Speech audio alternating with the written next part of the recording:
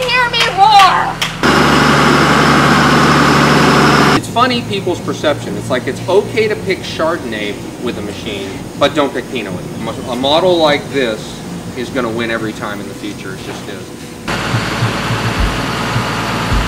you have insurance on this thing?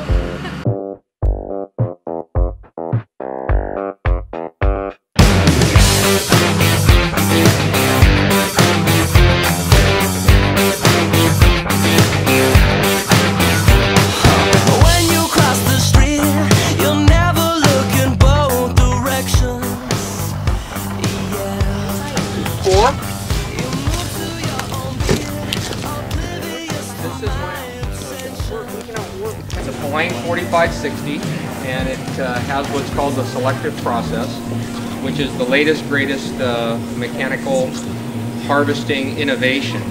Not only does it do an amazing, cool job of picking grapes for us, but it does a lot of our vineyard cultivation and all of our spray program too. This tractor operates over the row rather than between the rows, so the vines go between the center of the machine here. Strictly, the perception is it's mechanized, so it's efficient, it's kind of very techy. You're sort of dumbing down this idea of hand-picking grapes and all that stuff.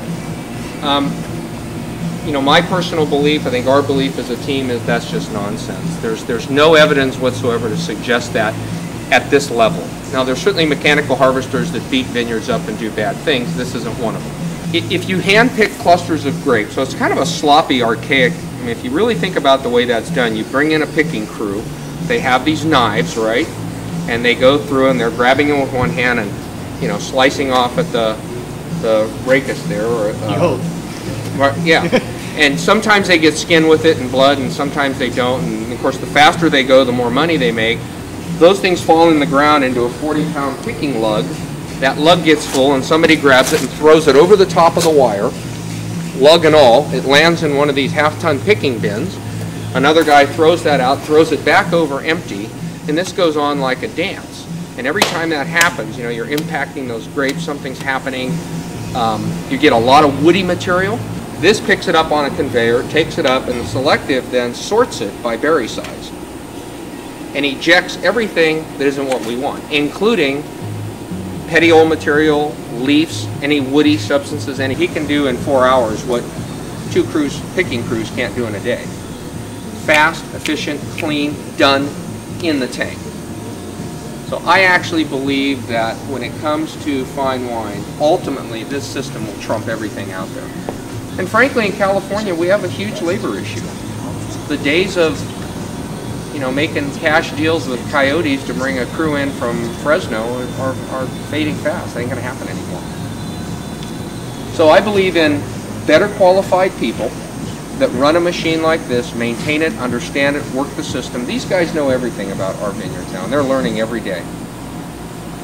So it's funny people's perception. It's like it's okay to pick Chardonnay with a machine, but don't pick Pinot with a machine. And when you really take that and you say, okay, well, hold on a second, explain that to me. Tell me, you know, it's like someone telling me I can grow Cabernet for $4,000 a ton, but I grow Sauvignon Blanc for $2,000. You do?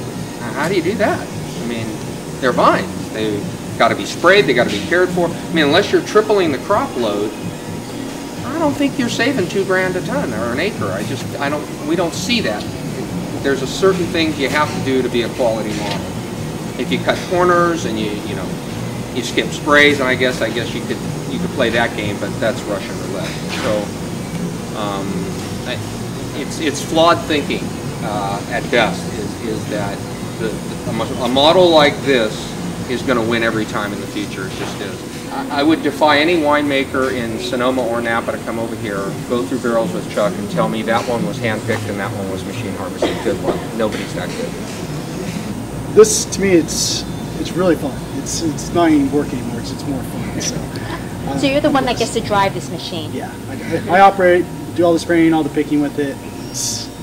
It's very trainable. It takes time, especially where we're going. We're getting more and more steeper terrain, more difficult, and you can't put someone just in that situation. You really got to start them out on the flat stuff and let them ride.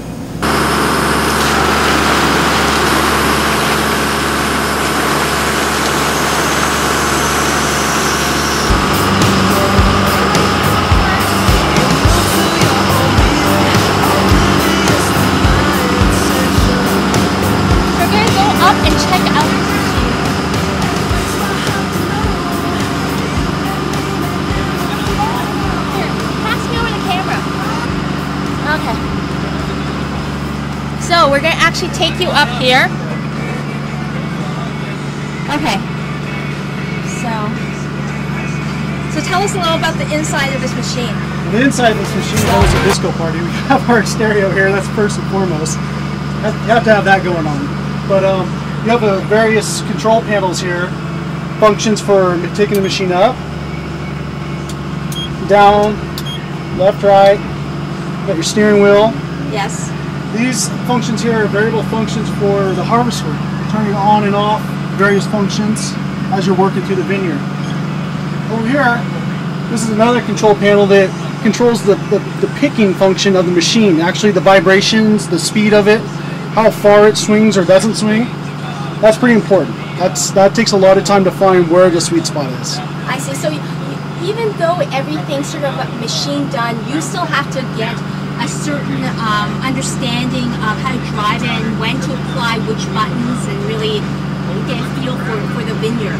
Yeah, and truthfully, is you want to find a good setting that you can use throughout the vineyard. We understand that not every function is going to suit every vineyard or every variety, so you use this to find that sweet spot. If you need to bump it up a little bit, you give it a couple of clicks up, and you find out what works and what doesn't.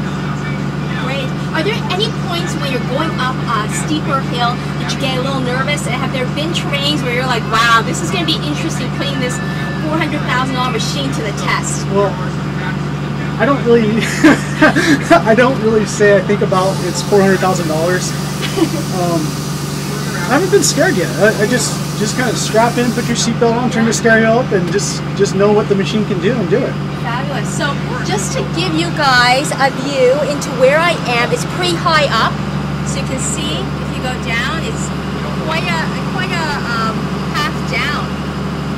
What does that show about you know how they have those huge machines and they drive it over all these like big obstacles and stuff, and they those big gigantic machines with those big tires. Monster trucks? Monster trucks. Can you imagine this in one of those monster truck battles?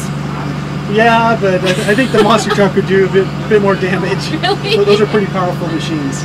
Fabulous. So thank you. And this is a scene you get outside.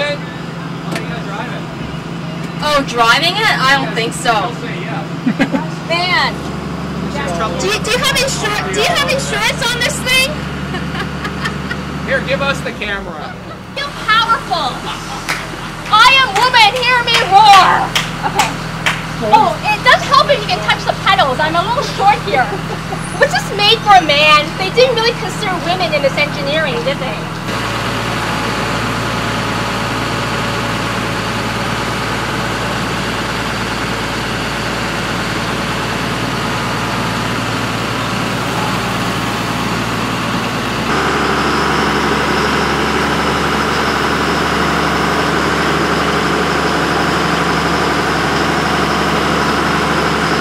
Amazing that such a powerful machine can so delicately pluck the brakes off, and the vibration, as the other day we were describing, just pulls it off. Fabulous. Well, thank you for showing me around. So there you have it. Fabulous machine. If you're in Hopkins, you just have to try this out.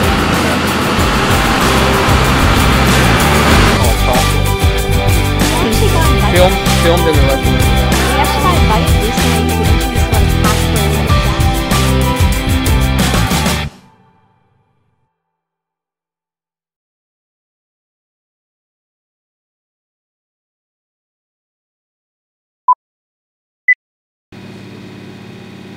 Is this true, or are you just making this up? It is true. I think she's making it up. Men do not know pain unless they wax. No, we do know pain. We put up with women. That's good. Are you feeling threatened? You need to be empowered. Or am I just imagining this?